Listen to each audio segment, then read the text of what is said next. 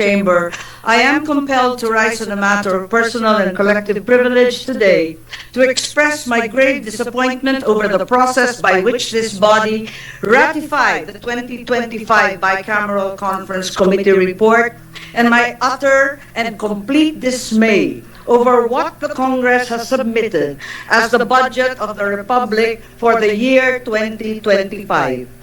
Paumpisa ngayon ang piyesta ng pelikula, ang Metro Manila Film Festival. Ngunit ang umaalingaw-ngaw sa aking isipan ay ang dating sigaw, walang himala? Wala nga bang himala sa nakalipas na Bicam? 10 ng sambayanan, pakiwari ko na may himalang naganap, nalabag sa patakaran natin dito sa Kongreso. Himalang lihim na ginawang pulubi ang Pilipinong animoy nanlilimos at naghihirap sa harap ng mga ganid at makapangyarihan.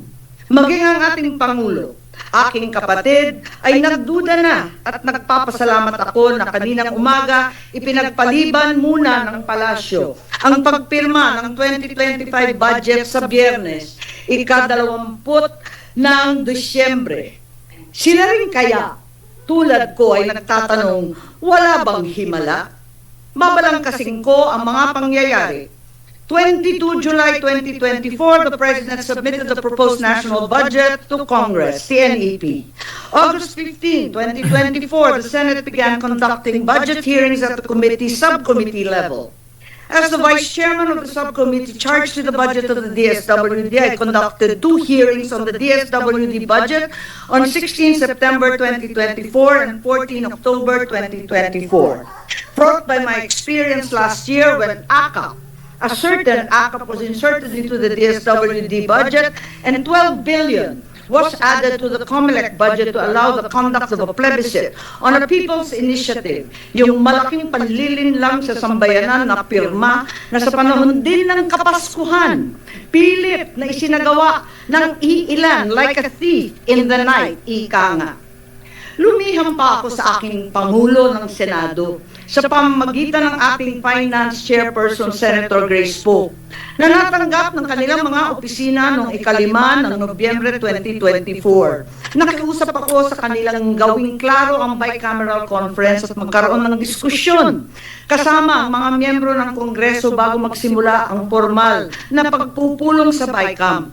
Dapat konsultahin muna mga Vice Chair ng Committee on Finance tungkol sa inimumungkahing pagbabago sa budget ng mga ahensyang nasa ilalim nila. Pati na rin ang mga malaking pagbabago sa GAB ay dapat pinag-uusapan ng mga miyembro bago ipasa.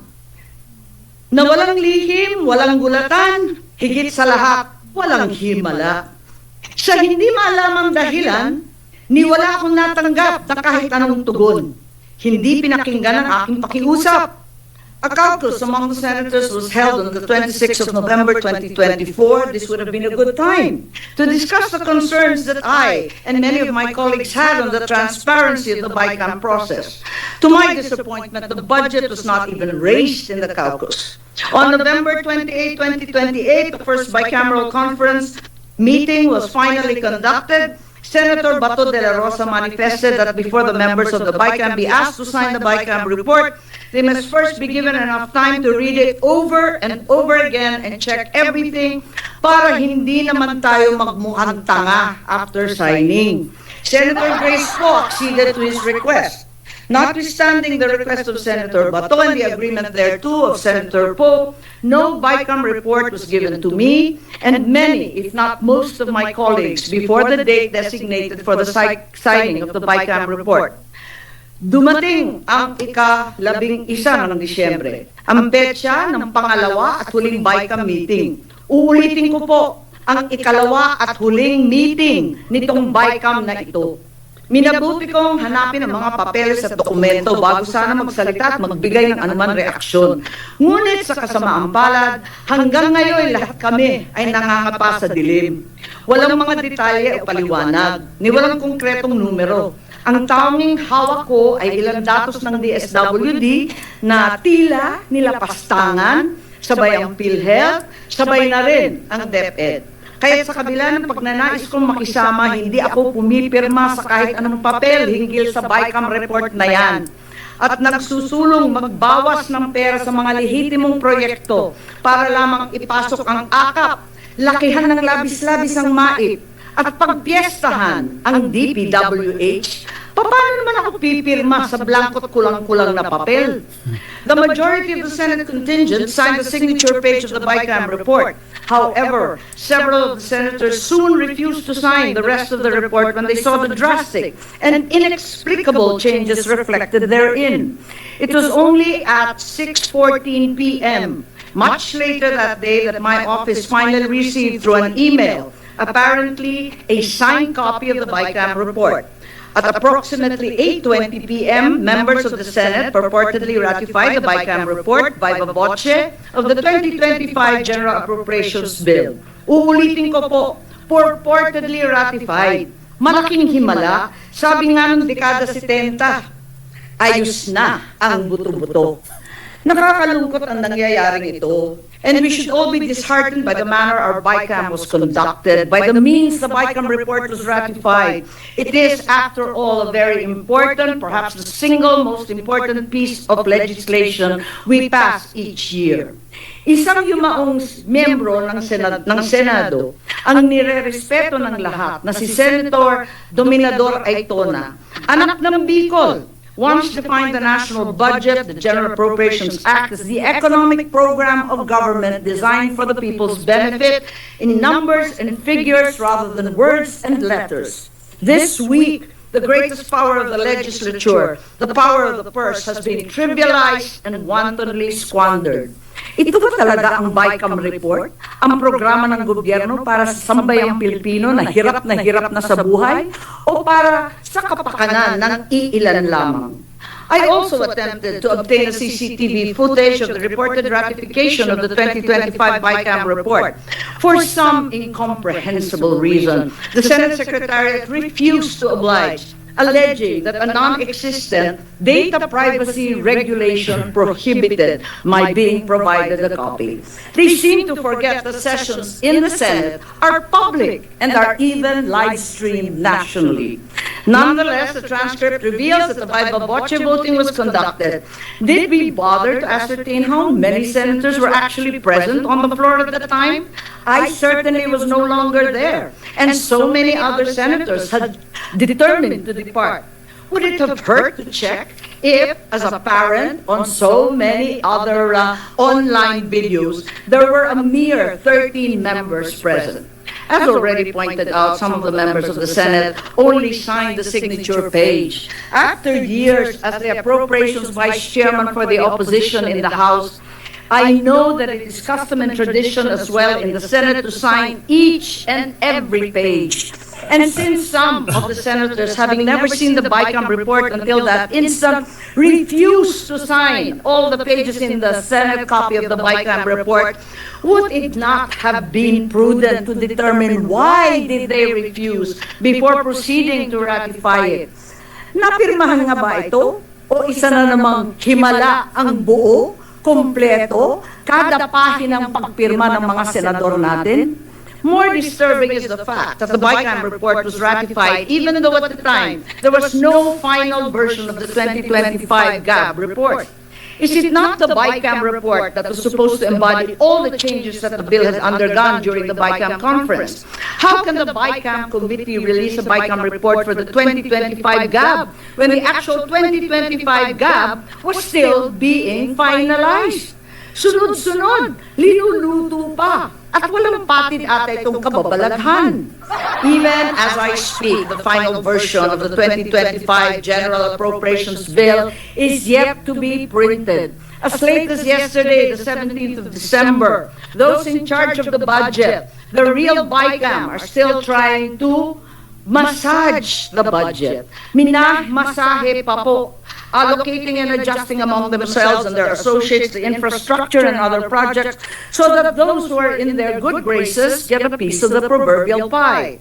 Some may argue that what will be contained in the GAB is reflected in the BICAM report and that therefore it's not necessary for the GAB to be finalized before the BICAM report is released. Allow me to show you what the 2025 BICAM report actually looks like, at least in general terms. As an example, the DPWH budget has now bloated to a 1.113 trillion. The BICAM report shows that a total of 350,483 was added, while 61.834 was deducted, resulting in a net increase of 288.65 from the BICAM bill. In the summary report, there is a mere single line as an explanation for this massive increase, simply stating various infrastructure projects. This runs counter to our rules. You and I know that under Rule 12, Section 35 of the Rules of the Senate, the committee report must contain a detailed and sufficiently explicit statement of the changes or amendments to the subject measure. The same section also provides there must be a comparative presentation of the conflicting House and Senate provisions and a reconciled version thereof, along with the explanatory statement of the BICAM. Instead of that detailed explanation and comparative presentation demanded by our rules, we only got various infrastructure projects. VIPs pala. VIPs meaning very important persons. Sino-sino kaya sila? Gaya na sambit ko, hinihimay pa ang himala. Pero para sa ilang mga VIPs. Real talk, can anyone in this chamber, this august chamber, ascertain what are these infrastructure projects by just looking at the BICAM report? Can any of us determine what is included and comprising the additional 350 additional funding to DPWH, as well as the projects and programs defunded as part of the 61.834 reduction? I plowed through that BICAM report, which I did not sign, hoping against all odds that there was a better explanation somewhere. Alas, there is not even a joint explanation narrating what these changes were about and why they came about. The explanation, therefore, of the 288.65 billion increase in DPWH is once again various infrastructure projects. Ang mahiwagang VIP. Ang hinihimala pa nga, very important persons, very important party list kaya? When we were asked to sign the BICAM report, did any one of us have any idea what specific projects were being funded? If our job is to decide which programs or projects are funded, then we are remiss in fulfilling our obligations by approving a BICAM report that explains the 288.65 billion increase in DPWH with just 3 miserable words. Habang masusing sinusuri ng ating mga kababayan ang bawat detalye ng kanilang resibo sa grocery, ang bill sa kuryente para tiyakin tama ang bawat sentimo kanilang binabayaran, tayo naman dito sa Senado ay tila kontento ng pumayag sa 288 bilyong dagdag gamit lang ang tatlong matalinhagang salita, VIP, various infrastructure projects. Sa totoo lang, ginagawa pa ba natin ang ating trabaho? Worse, the committee allotted a smaller budget to education than it did to DPWH, contrary to the clear command of Article 14, Section 5, Paragraph 5 of the Constitution, which requires that the state shall at all times assign the highest budgetary priority to education. Far from addressing the learning crisis and the decreasing digital divide, the BICAM cut 11 billion from the budget of DepEd, including 10 billion from the proposed computerization program. Sinabi ng Pangulo nung Lunes sa isang interview na ibabalik niya ang budget para sa computerization. Pero, base sa BICAM report, ang suma total para sa edukasyon ay 925 billion lamang. At ito na ang kinukumpunin ng DepEd, ng SUKS, ng CHED at ng TESDA, 12 billion pa sa iba't ibang mga educational institutions. In contrast to that budget of 925, DPWH has a budget of 1.113 trillion, which is 188 billion more than the entire budget allocation for education. I need not explain further what a travesty this makes of our Constitution. Kahiya-hiya tayo. Habang ang buong mundo ay pasulong ng modernisasyon at komputerisasyon, gusto ba natin lumakad ng paurong? Pabalik sa panahon ng typewriter? Sa abacus? Tanggap na ba natin ang matinding krisis sa edukasyon? Tigilan na ang turuan at pagsisisi. Higit sa lahat, sundan naman natin ang utos ng ating konstitusyon. Huwag natin tipirin at talikuran ang ating mga anak na waring pinagbili na lamang natin para sa marurupok na dike at kanal. Iilang plastic road barrier at street light at syempre ang walang katapusang dredging. I come to DSWD, the agency whose budget I heard, sponsored and defended before the Senate plenary, never once hearing any mention of the controverted AKAP. Under the 2025 NEP or the President's budget, the proposed budget was 229.787 billion. Neither did the GAB from Congress make any mention of AKAP. After the hearings, the Senate proposed a DSWD budget already increasing by 233.860 billion, retaining the amendment for 3.4 billion sustainable livelihood, QRF 500, and AKAP again was nowhere to be found in the Senate's version. Suddenly, to our shock and dismay, in the BICAM report, AKAP was resurrected with a total of 26.159 billion. There are even reports which I neither can confirm or deny that 21 billion will be allocated to members of the House of Representatives, 5 billion will be for senators. Each member who is given such an allocation may then dictate who the beneficiaries of their allocated portions will be and when the money will be distributed, contrary to the principle of the separation of powers and the ruling of the Supreme Court in Belgica versus Ochoa. But muli, ayan ba ang himala?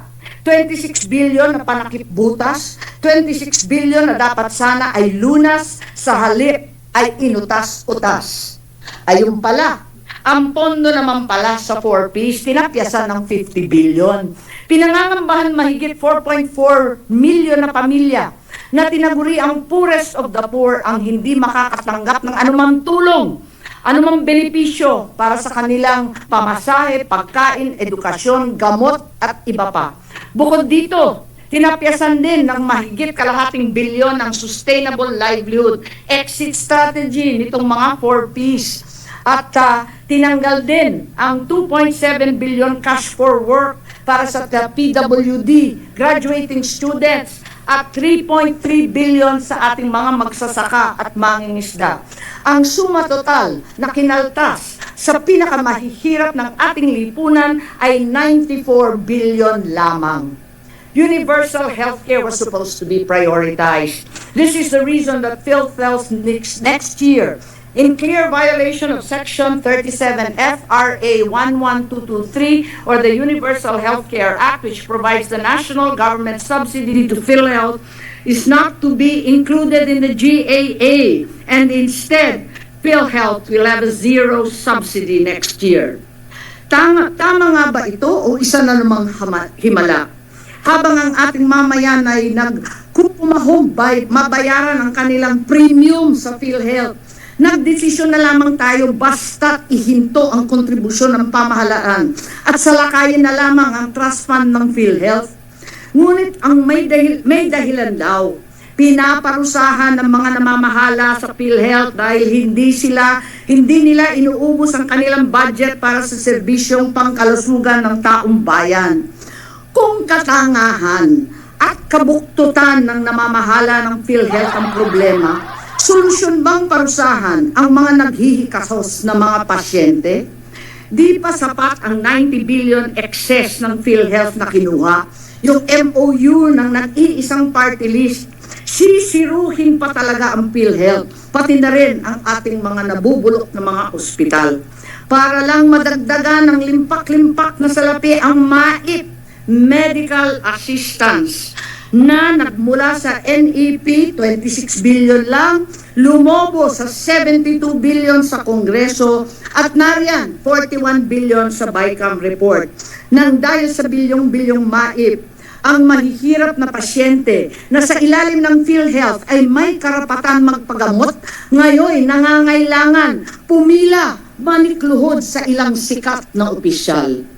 Ang pambansang budget na walang alokasyon para sa kalusugan ay parang pandemya. Kung paano ang isang sakit ay kumakalat at nag-iiwan ng pangamba, ganun din ang epekto ng kakulangan sa pondo para sa kalusugan. Mas maraming buhay ang nalalagay sa peligro, mas maraming tao ang nababagabag, mas maraming sakit ang nauuwi sa tiyak na kamatayan. And all that bravado and tough talk on defending the West Philippine Sea, please, it's all clearly just for show.